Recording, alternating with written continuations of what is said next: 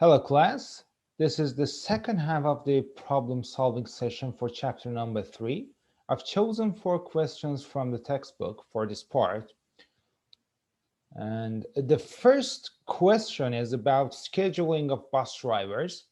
There is a bus company willing to distribute its drivers among the 5 available shifts in a way that the related costs are minimized. And each of the drivers can be assigned to either 2 consecutive shifts or 2 non-consecutive shifts. And taking the nature of the problem into consideration, the model can be developed using 3 types of decision variables. As you can see, D1, D2, Xij. D1 is the total number of drivers. D2 is the number of drivers who work non-consecutive shifts, and Xij is the number of drivers who work on shift I and then shift J. And definitely J should be greater than I. Please note that there are other ways to develop the model as well. Using a model can be represented in different ways. Try to formulate this problem using different decision variables. For example, use the number of drivers who work on consecutive shifts instead of the total number of drivers, and see what is the difference there. You can do it as a homework and as something to practice more. Let's get back to the question. In the table, you can see different shifts in the form of different time intervals. And as you can see, for example, we have a time interval of 5:30 to almost 9. And in this problem, an applicable objective function can be minimizing the related cost of distributing the drivers. So the daily cost of assigning a driver to a consecutive status is 175, as mentioned in the question. And this cost will experience an increase of $15 in the case of non-consecutive shift, because, well, the working situation gets more difficult when you have 2 non-consecutive shifts. Now it's the time to go into details and try to understand the problem and the process using diagrams and shapes. And that's something we always do in the beginning of our process. All right. Let's focus on shift number 1.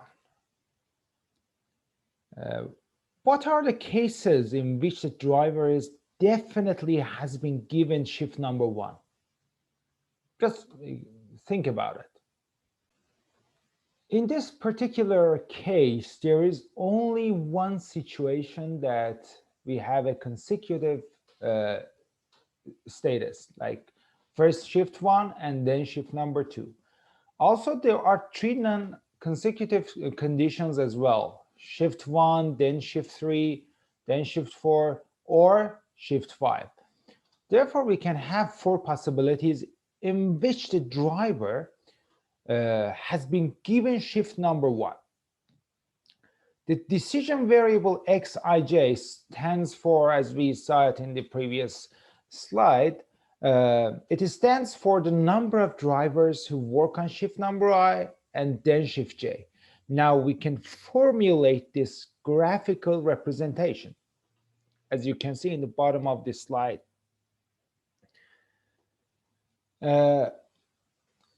Considering the total number of drivers in shift I, it should be equal to 150, as you can see here.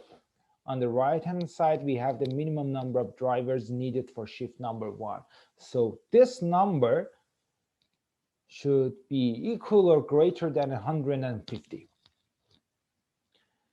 If we consider the status that shift number 2 should be included in the driver's schedules, we obtain the sequences on the right side of the slide, as you can see. So we are focusing on shift number 2 now. Again, there are 4 possibilities. However, in this case, 2 of them are consecutive and 2 of them are non-consecutive. We can formulate the associated constraints as x12 plus x23 plus x24 plus x25 equal or greater than 80. And the process for the other shifts like shift 3, shift 4, shift 5 is the same. Again, as a practice, try to do it yourself.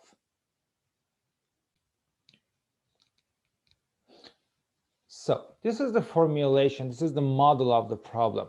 We talked about the objective function. The first constraint is of balance type regarding the total number of drivers. This is the first constraint we are talking about.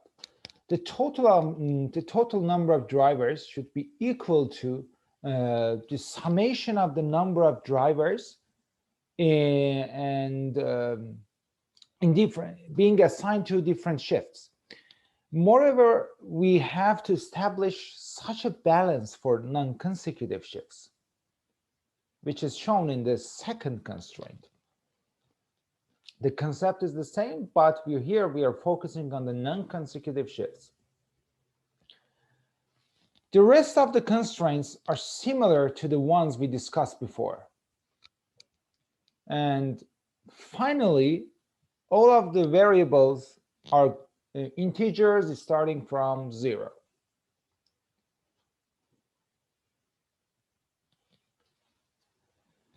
The next problem is a production planning question. There is a manufacturer which produces school buses.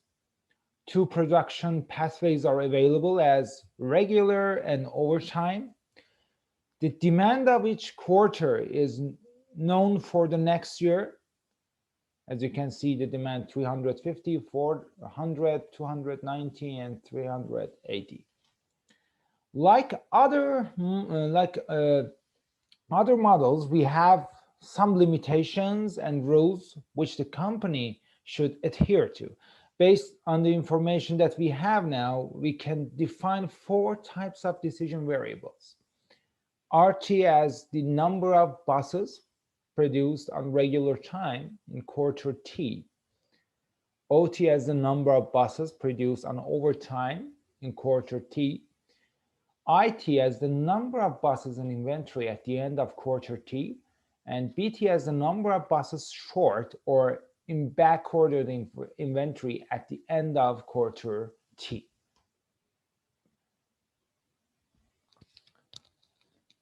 Now, let's go to understand the process. Consider that we are exploring quarter T. What is exactly going on around this quarter? Well, first of all, a number of buses are being produced at this period, which can be manufactured either on regular time or during the overtime. Secondly, a flow originating from the previous quarter. This is the total manufacturing, and this is the flow originating from the previous quarter, which enters this time interval. This flow can be either the remaining inventory after satisfying the demand of the previous quarter, which we use it with which we show it with I indexed by t-1, or the back order of the previous interval, which we should try to satisfy in this quarter.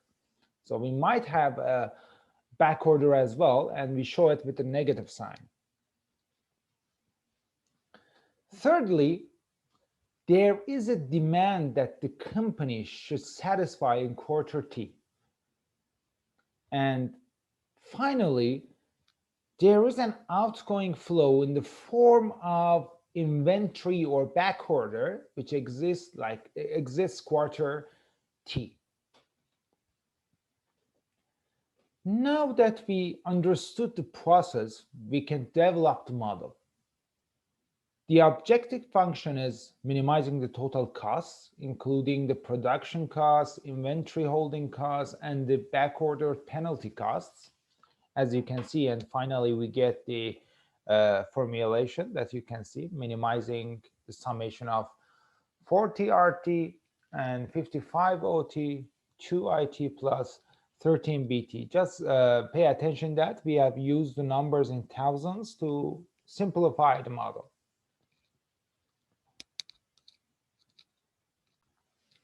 And one more note, that because we have used the values in thousands, therefore the final objective function should be multiplied by thousands to get the desired value. The first constraint is about the maximum number of buses that the company can produce at each quarter. And it is capped by 360. It is mentioned in the question. Also, we have an overtime limit as shown in constraint 2. The output of quarter 0 is 120. We don't manufacture anything here. It acts as the intermediate point between the previous year and the upcoming year. Now we should generate the balance constraint. There should be a balance between what is going out and what is going in or coming in for a specific quarter. And here we're talking about quarter number 1. The outputs are demands, the inventory at the end of the quarter, and the backorder quantity. The inputs are inventory or backorder from the previous quarter, as well as the number of produced buses. And as you can see with the highlighted text, this is the balance we are looking for. And by just playing with the variables and the numbers, we obtain the inventory balance quarter 1 constraint, as you can see.